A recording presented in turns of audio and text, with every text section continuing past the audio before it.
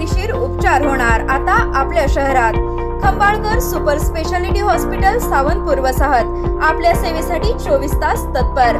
नवजात शिशु अतिदक्षता विभाग, अद्ययावत अतिदक्षता विभाग, अद्ययावत वंध्यत्व निवारण विभाग, व्हेंटिलेटर, सेंट्रल ऑक्सिजन, ॲम्ब्युलन्स सेवा, digital X-ray, pathology lab, pharmacy, सुसज्ज operation theatre, joint replacement, cashless insurance सुविधा, मुख्यमंत्री सहाय्यता निधीचा लाभ। खंबाळकर सुपर स्पेशालिटी हॉस्पिटल, संपर्क 88 03 36 37 38।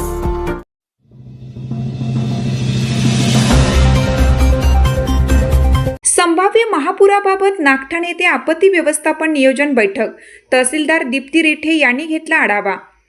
पावसाळ्यात उद्भवणाऱ्या संभाव्य आपत्तीच्या पार्श्वभूमीवर नागठाणे तालुका पलूस येथील पलूस तहसीलदार दीप्ती रेठे व बीडीओ अरविंद माने यांनी ग्रामपंचायत पदाधिकारी, ग्रामस्थ, NGO यांची नियोजन बैठक घेण्यात आली।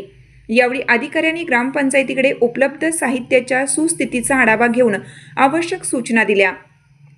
यावेळी सरपंच रमिजा लांडगे, ग्रामसेवक विलास चव्हाण, मंडल अधिकारी राजू जाधव, तलाठी सुमेध पठाणे, पोलीस पाटील दीपक कराडकर, ग्रामपंचायत सदस्य कुमार शिंदे, सागर पाटील, अर्चना जाधव, किरण बनसोडे, भाजपचे विजय पाटील, बजरंग पाटील, माजी सरपंच झाकीर हुसेन लांडगे, आरोग्य कर्मचारी, ग्रामपंचायत कर्मचारी, आशा सेविका, महावितरण कर्मचारी व ग्रामस्थ उपस्थित होते। यावेळी आपत्ती काळात पदाधिकारी, NGOनी ग्रामपंचायतीच्या मदतीला यावं, पूर काळात आपले नुकसान टाळण्यासाठी नागरिक, शेतकरी, व्यापाऱ्यांनी घरी किंवा कमीत कमी धान्य साहित्य ठेवावे, असे आवाहनही तहसीलदार दीप्ती रेठे यांनी सर्वांना केलं आहे। महापूर काळात नदीची पाणी पातळी वाढत असताना नागरिकांनी स्वतःहून बाहेर पडून प्रशासनाला सहकार्य करावे। बोटीची वाट बघत बसण्यापेक्षा आधी सुरक्षित स्थळी स्थलांतर करावं, असं आवाहन तहसीलदार दीप्ती रेठे यांनी केले।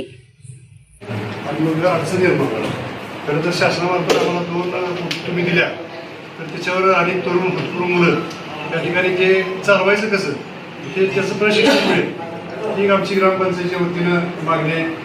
त्याचबरोबर काही अतिक्रमण आहे, त्या अतिक्रमण ज्यात आम्हाला 1 कोटी रुपये मंजूर आहेत रस्त्यासाठी, तो PWD रस्ता आहे ती रस्ता आम्ही मागणी करणार आहे। ते आपण जर साहेबांच्या माध्यमातून